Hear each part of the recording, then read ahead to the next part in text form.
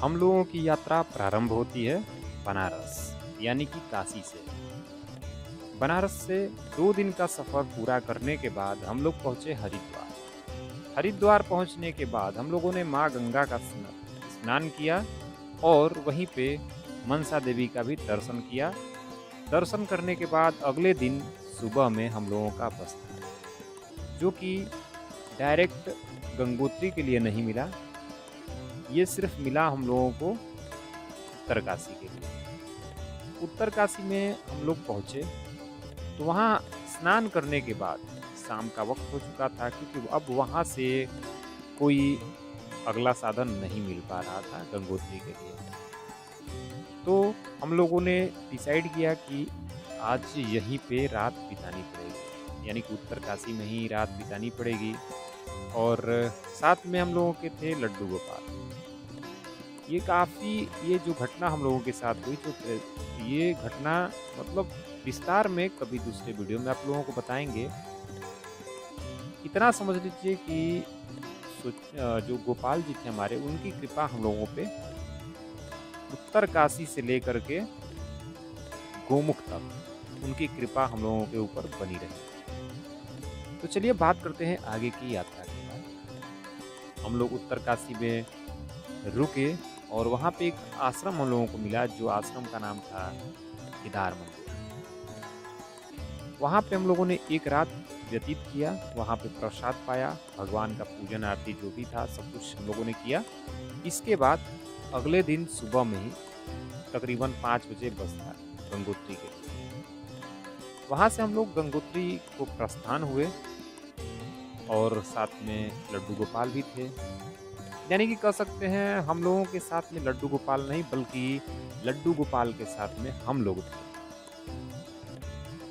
तो हम लोग का यहाँ से आगे का जो यात्रा था वो काफ़ी कष्ट वाला यात्रा था, क्योंकि इसमें जो हम लोग टाइम से नहीं पहुँच पाए बस में, और पूरा सीट बुक हो चुका था। लेकिन अगर हम लोग उससे नहीं जाते तो अगला बस बिल्कुल नहीं था, वो लास्ट बस था जिससे जाना था। हम लोग बिना सीट का ही खड़ा खड़ा गंगोत्री पहुँचे। तकरीबन 100-150 किलोमीटर खड़े खड़े हम लोग बस से गंगोत्री पहुँचे। गंगोत्री में पहुँचने के बाद गंगा जी यानी भागीरथी में स्नान किया।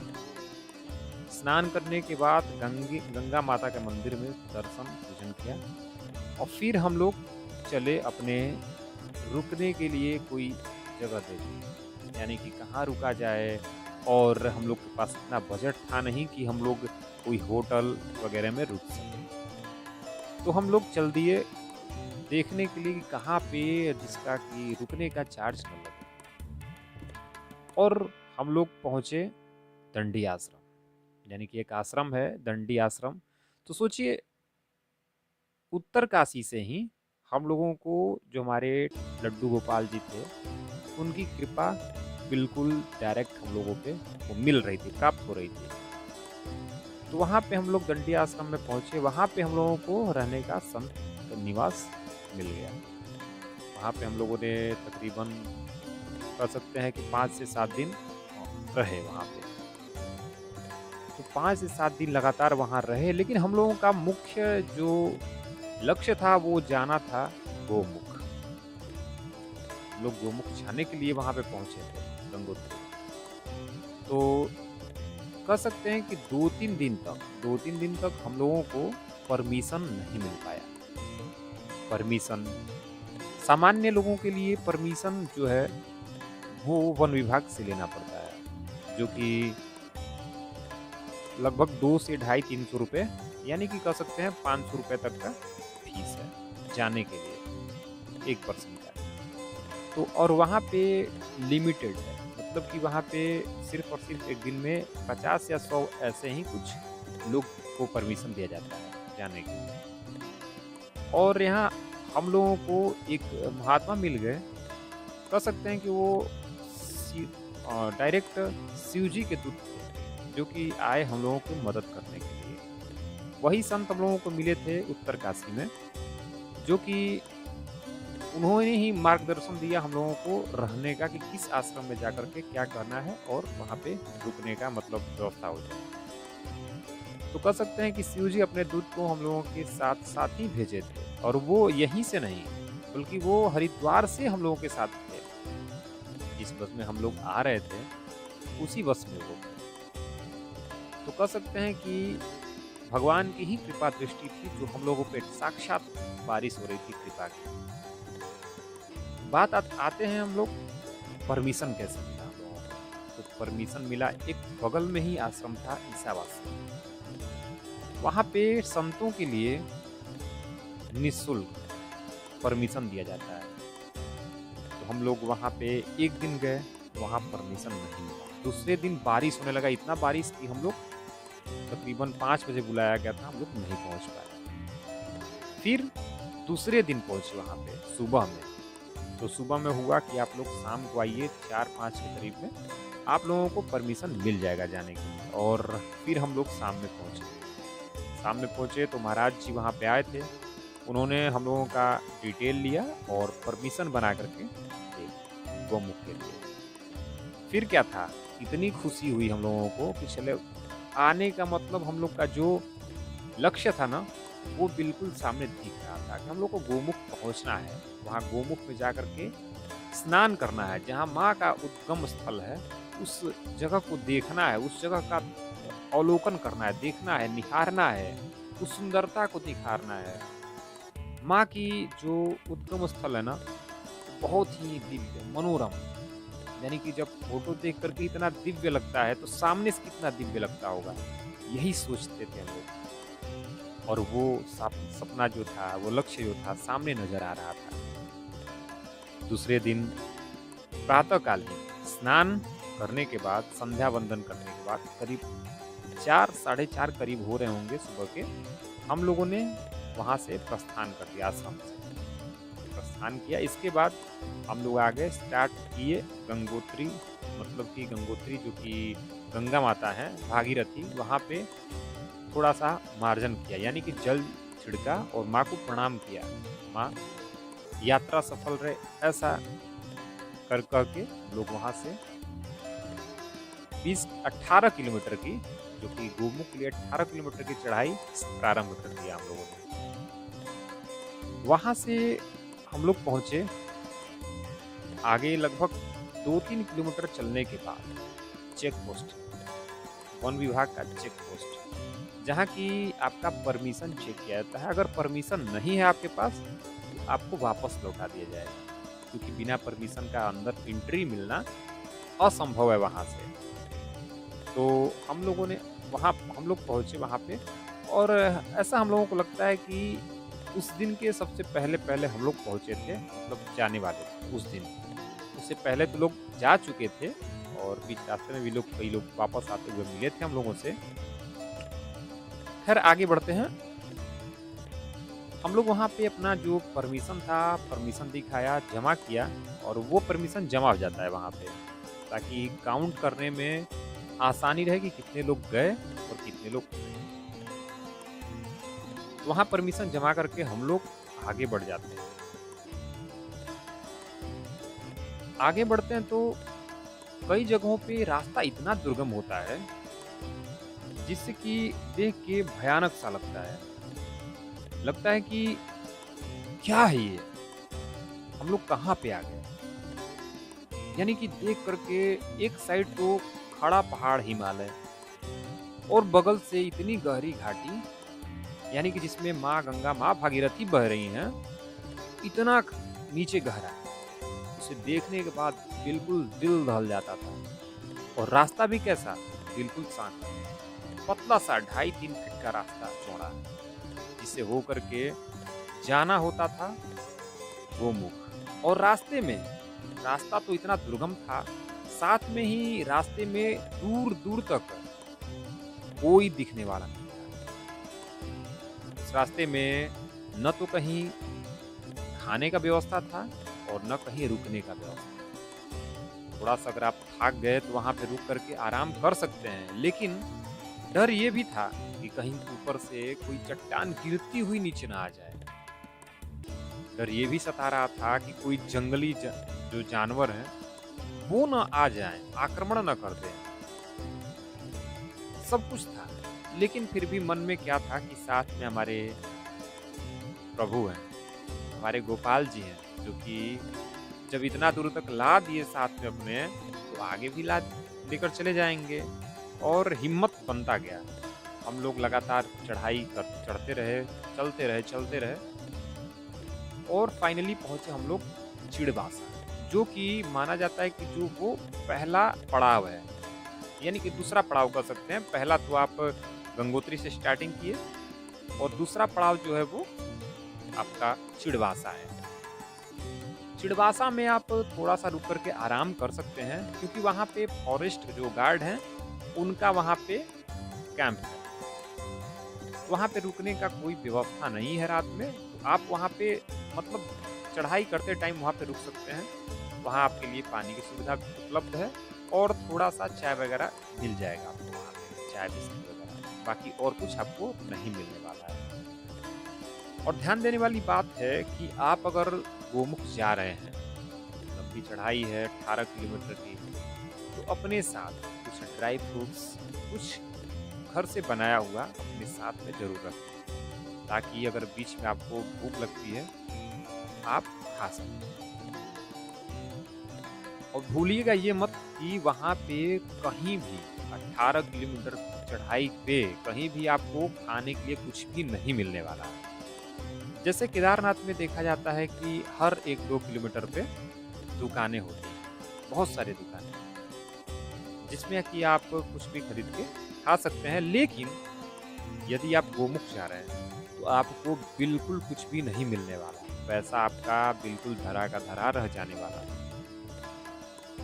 तो हम लोगों ने अपने साथ बहुत खाने के सामान रख दिए थे और कुछ ड्राई फ्रूट्स थे।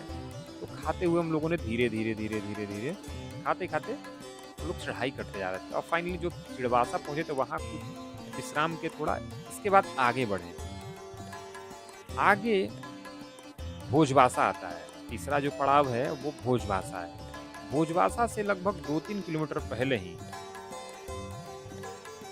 भोजबासा से 2-3 किलोमीटर पहले ही एक कह सकते हैं कि वो प्रतिबंधित क्षेत्र था, यानी कि वो दुर्गम क्षेत्र था, जिसमें दुर्घटना कभी भी हो सकती है। लैंडस्लाइड होता रहता था हमेशा। वो 1 किलोमीटर बहुत ही कठिन रास्ता है, जिसमें अगर थोड़ा भी पैर फिसला तो इंसान कहाँ गया कोई अता पता नहीं चलने वाला। उस रास्ते को पार करके इतना मतलब पार करते टाइम इतना डर लग रहा था कि कहीं पैर फिसले ना, क्योंकि वो मिट्टी वगैरह उससे ऊपर से गिरते रहते थे, हमेशा भर भरा करके गिरते रहते थे। तो डर लगता था कि कहीं हम भी फिसल ना जाए इसमें। और वही भगवान का नाम लेते हुए हम लोग बिल्कुल आगे बढ़ते गए। उस 1 किलोमीटर की जो डिस्टेंस था, उस डिस्टेंस को पार करने के बाद जो सुकून मिला, वाह! वो सुकून एक अलग ही, एक अद्भुत ही आनंद मिल रहा था उस जगह को, उस डिस्टेंस को पार करने के बाद। उसको पार करने के बाद हम लोग पहुँचे फाइनली तीसरे पड़ाव पे, जो था भोजबासा। और भोजबासा माना जाता है कि यहाँ पे भोजपत्र का पेड़, भोजपत्र यानी कि पहले उस पे लेख लिखा जाता था, जैसे अब पुराण लिखे गए, उसी पे जन्म कुंडली बनाई जाती थी। अब तो खैर कागज वगैरह आ गए। पहले भोजपत्र के पेड़ पर, मतलब छाल पे ही, जो भोजपत्र का छाल होता था उसी पे लिखा है। तो वो भोजपत्र का पेड़ देखने को मिलता है उस भोजवासे वाले एरिया में। तो फाइनली हम लोग पहुँचे भोजवासा। भोजवासा पर पहुँचने के बाद हम लोग नीचे नहीं उतरे। हम लोगों ने कुछ भूल कर दिया था, फर्स्ट टाइम था, इतनी समझ नहीं थी और हम लोग कुछ गलतियां कर बैठे। वो गलतियां आप भी न दोहराइएगा, इसीलिए ये वीडियो बनाने का हमारा मकसद था। आप लोग उन गलतियों को, जो गलतियां हम लोगों ने की, वो गलतियां आप न करें। तो हम लोग भोजवासा नीचे नहीं गए, यानी कि नीचे लाल बाबा का आश्रम है और कुछ गवर्नमेंट के द्वारा बनाई गई कुछ कैंप्स वगैरह हैं, टेंट लगा हुआ है वहाँ पे। तो हम लोग वहाँ नीचे नहीं गए, ऊपर ही एक रास्ता यानी कि पुराना रास्ता जो कि जाता है सीधे गोमुख, तो हम लोग उस रास्ते को पकड़ लिए। लेकिन वो रास्ता बेहद ही दुर्गम, उस रास्ते में दूर-दूर तक कोई नहीं दिखने वाला था। जो भी आता था, वो नीचे नया वाला जो मार्ग है, गोमुख का, वह वो उसी रास्ते से लोग जाते थे। और हम लोग जब लोगों को देखे कि लोग नीचे जा रहे हैं, हम लोगों को पता ही नहीं था कुछ भी, तो हम लोग नीचे नहीं गए। हम लोगों को लगा कि शायद लोग रुकने के लिए जा रहे हैं वहाँ पे। तो हम लोग क्या किए कि वहाँ से सीधे हम लोग ऊपर गोमुख के लिए रवाना हो गए। चलते गए, बहुत ही दुर्गम भरा क्षेत्र था। वहाँ पे कई सारे चट्टानें गिरी थी, वाह! और सामने खड़ा था बिल्कुल बड़ा हिमालय, वो भी परतदार। कब टूट करके गिर जाए सर पे, कोई नहीं जानता था। और अगर सिर्फ और सिर्फ 50 ग्राम की एक छोटी सी टुकड़ी गिर गई सर पे, तो इंसान वहीं खत्म। इतना ऊंचा पहाड़, लगभग 1 किलोमीटर की ऊंचाई। हम लोग डरते कैसे दिल थाम करके हम लोग जा रहे थे। हथेली पे जान लेकर के हम लोग जा रहे थे। जाते जाते कई जगह ऐसा आया जहां पैर फिसला, लेकिन बच गए। पैर फिसला, बच गए, कुछ भी हुआ नहीं। यही हम लोग भगवान को शुक्रिया कर रहे थे, भगवान को धन्यवाद दे रहे थे कि प्रभु, जिस तरीके से आपने इतना दूर ला दिया, उसी तरीके से आप लक्ष्य तक पहुंचा दीजिए। और उधर से बिल्कुल सही सलामत, आपकी कृपा रही तो बिल्कुल सही सलामत घर वापस जा सकेंगे। और जो हम लोग के संग में महाराज जी थे, वो बिल्कुल, उनका तो हालत ऐसा हो गया था कि वो बिल्कुल रोने लगे थे। वो उन दुर्गम क्षेत्रों को देखकर, दुर्गम रास्तों को देख करके उनके मतलब रूह उनकी कांप गई कि ना ना ना, इधर हम जा ही नहीं सकते। फिर कैसे कैसे करके हम लोग नीचे उतरे, उस चट्टानों से होते हुए पहुंचे। 2 छोटे-छोटे नदियाँ थी, मतलब कह सकते हैं नदियाँ ग्लेशियर से ही बह के आ रही थी, पतली, लगभग 10 फीट चौड़ी। उनको पार करके हम लोग आगे गोमुख के पास गए। गोमुख के पास भी कैसे गए, तो लगता था जैसे नीचे बर्फ का ही, ग्लेशियर ही नीचे हो, पैर धंस जाता था। बहुत ठंडी थी, तकरीबन जो पानी था तकरीबन -6 डिग्री सेल्सियस, लगभग बता सकते हैं आपको, उससे अधिक ही हो सकता है। क्योंकि पैर रखते ही लगता था जैसे जम जाएगा पैर, खून जम जाता था पैर का। पैर बिल्कुल काम नहीं करते थे। फिर भी हम लोग में हिम्मत नहीं हारी और माफ करिएगा, हम लोग गोमुख पहुंच गए, जहाँ से माँ का उद्गम हुआ है, गंगा माता का उद्गम हुआ है। वहाँ हम लोग पहुँचे, वहाँ स्नान किया। मैं तो जब स्नान करने गया तो स्नान करके जैसे मतलब निकलने के लिए सोचा, वहाँ पे मैं बिल्कुल गिरने वाला था, क्योंकि शरीर काम नहीं कर रहा था, पूरा शरीर सुन्न। मैं बाहर निकला, लगभग 10 मिनट तक मैंने धूप लिया, तब जाकर के थोड़ा सा शरीर का जो खून था वो गर्म हुआ, और फिर मैंने कपड़े पहने। वही हाल सबका हुआ था।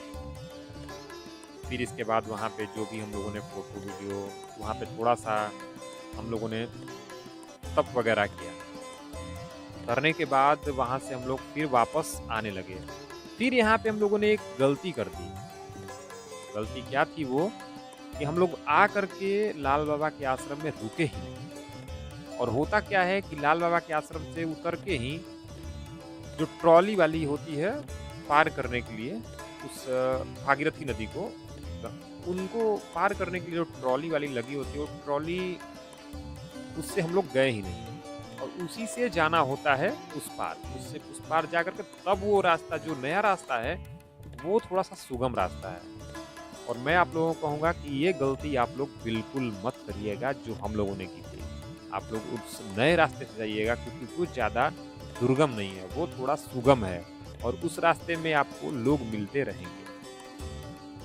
तो तो उस रास्ते से आप जा सकते हैं गोमुख, जहाँ से गंगा माता निकलती हैं। मतलब कि भोजवासा से लगभग 6 किलोमीटर की दूरी पे गोमुख है। इसमें एक दिक्कत ये है कि वहाँ जाने के बाद आप डुबकी नहीं मार सकते हैं। वहाँ पे जो नए रास्ते से आप जाएँगे, उस रास्ते से पहुँचने के बाद आप डुबकी नहीं मार सकते, क्योंकि वहाँ पे बहाव उस साइड में तेज़ है गंगा माता का। बहाव तेज़ होने की वजह से आप उसमें डुबकी मार ही नहीं सकते, और वहाँ पे हो सकता है कि वो ज़्यादा गहरा हो।